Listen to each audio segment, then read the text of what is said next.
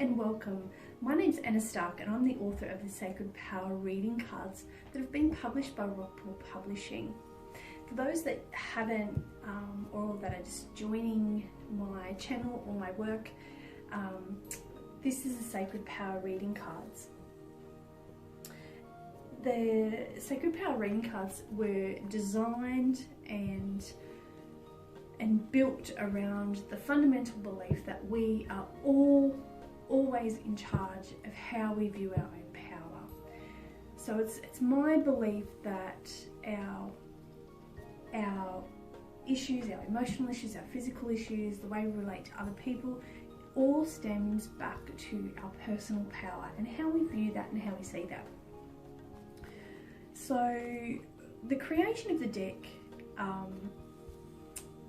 if you're familiar with my other videos, the creation of the deck took me over 2.5 years from start to completion, and I've often referred to this deck as being very personal for me, and I really wanted to maintain the integrity of the deck through that. So by maintaining the integrity of the deck, I've worked through each individual card to maintain the authenticity with that card, to maintain the energy with that card, and to make sure that that healing energy that is brought through that is delivered to the person that is using, or that is for the effects of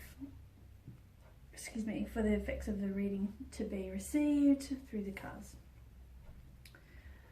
So with that being said, the very first time that I thought that I would be creating the deck, I was in a position in my life where I really wanted to be able to give people tools, to give people knowledge on a much wider scale than what I could do normally in my hometown and in my physical practice, my physical practitioner work.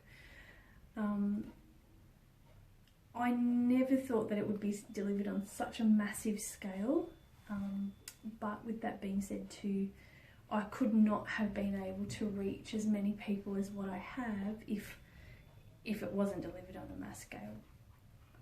So the whole purpose of the creation of this deck in a nutshell is to be able to bring about and reconnect each person with their individual power, and to be able to use their individual power, their personal power, in a way that is going to serve them, to a higher purpose, to a higher calling, that's going to serve them in a way that they can really feel empowered about their life, regardless of what circumstances that they're currently in or where they have come from. I myself come from a background, a country background, and prior to the formulation of the deck, I was always under the impression that you really had to be a city person to reach a lot of people. And I started to break away from that moulding when I started to break outside my own personal boundaries. So when I started to explore that, I really did realise that no matter where you come from, you always have an important gift to share with the world, whether that is a physical gift of speech, whether it is a communication tool, whether it's life purpose, but we all have something that is special to us and just to us that we want to share with the world. And the formulation of the deck is about reconnecting you to that. So, as I said, incredibly personal deck for me, and I really, really just wanted to be able to put it out there in a way where everyone could connect to those personal symbols, which might mean something very unique to you as a whole in comparison to the deck itself, but to reconnect to those spiritual spiritual symbols, those spiritual totems, those everyday things that we associate with certain issues and certain circumstances. So with that being said, the Sacred Power reading cards is a fabulous deck that you can use on its own as well as with other decks. I really encourage you, if you want to make the most out of the deck, to really use the guidebook. And there is a lot of detail in the guidebook as a whole anyway. But if you're like me and you really love to work with cards, you tend to just want to look at the picture and the image and draw a meaning from that straight away. And that's why a lot of people have gravitated towards a deck, because you know they've seen that image straight away and they automatically get an impression, and that is really important. That's part of why I selected those images in the first place. So the very first card that I'm pulling today is the Truth card. And to give you a little bit more information about the Truth card, it stems back to the ego and the masks that we choose to wear in front of other people, and that we choose to wear for ourselves. You know, we've often heard that phrase of, you know, pretending to be something that we're not, and this card really emphasizes the fact that you need to work with your own truth, your own authenticity, and to really just take those masks off and look at yourself for who you are as a person, as an individual. If you've worked with shadow energy and literally ego-based energy before, it's not necessarily a bad thing. It's not necessarily something that we should just lock away and ignore. The ego is very important for us to learn. It teaches us a lot of important lessons, and a lot of really important synchronicities within ourselves and how we choose to interact with others. So the ego card, or the truth card, or the shadow card is also about working with those shadow energies as well that we all have, and to be able to work with that energy a little bit more closely and make friends with them. Make friends with that ego, make friends with that shadow, because it's only when we start to really identify and really start to acknowledge the darkness within ourselves, we can actually start to turn that into something powerful, something, you know, that drives us, that can be an actor or a catalyst for change. So it's important for us to recognize, yes, we all have a shadow, we all have an ego. And yeah, some people have more ego than others, but we all have it. We all have it, and we all need to understand and recognise that it is a part of us. It's not something we can ignore. We need to be able to just acknowledge it, accept it, and work with it to the best that we can to get the most positive action, growth, or path that we want to take. We want to take a positive path by using that as well. So it was really important in the formulation of this card that we represent our masks and that shadow self, that dark side of ourselves. And darkness doesn't have to be something sinister or something malevolent. That shadow aspect and that dark aspect that we have within ourselves are just things we don't want to see too.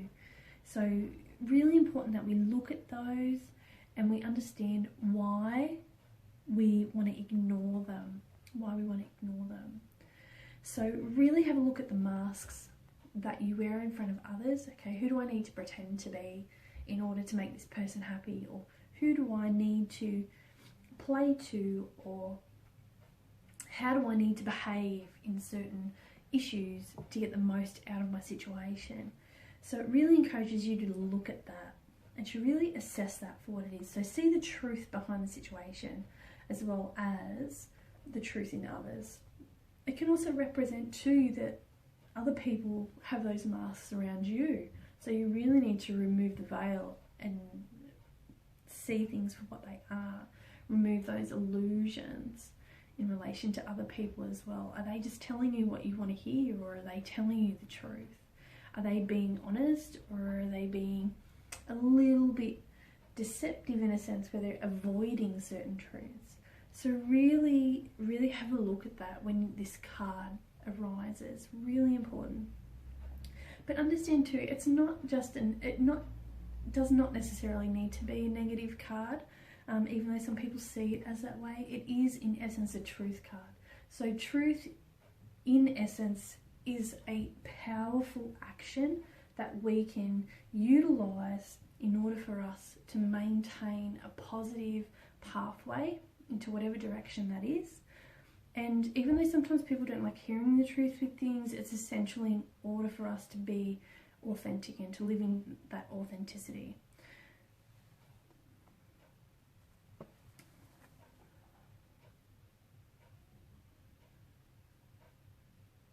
So a really important card to work with. This was one of the last cards that was produced for the deck, and the artist has really captured that in this card. So if you want to work closer with the shadow side, use this card as a meditation aid. So you just want to hold that in focus, or literally the word in focus. If you're not very visual, that's totally fine. Just see, sense, or know that that's what you're going to do. So set the intent that you're going to hold that image in your mind, and you're going to take a few deep breaths in, and you're going to allow your shadow aspects to be made apparent to you.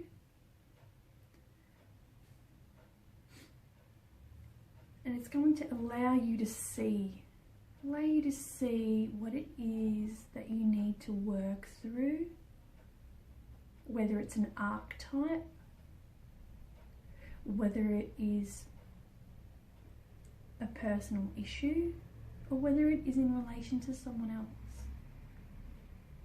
But working with the card, the energy of the card, is going to allow you to unlock that, to unlock those answers. And then you would just breathe through,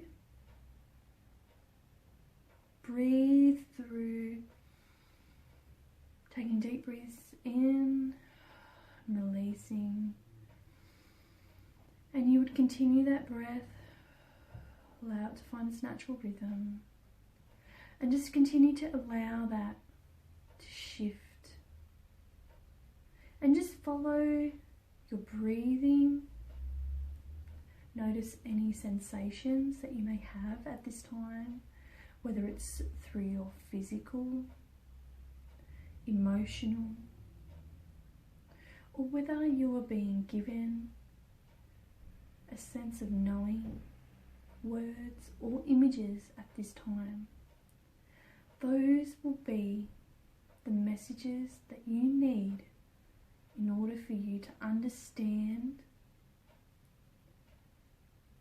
and make peace with your shadow. And as you feel that breath move in and out, and you allow that shift to occur, you will feel your body relax and the tension be released.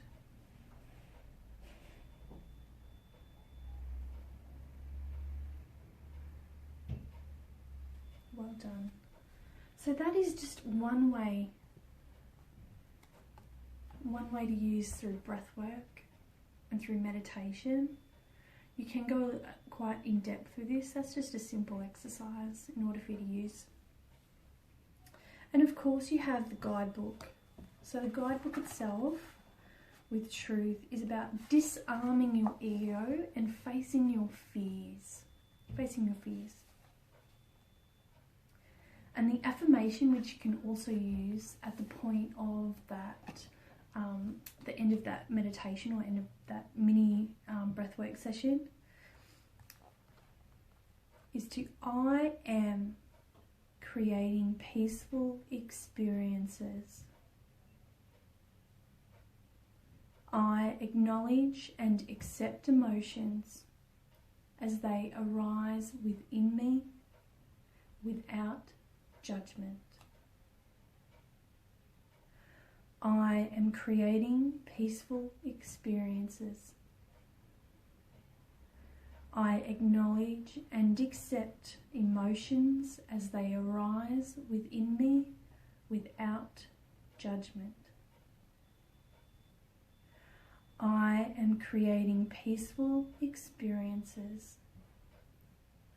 I acknowledge and accept emotions as they arise within me without judgment. Have a blessed day.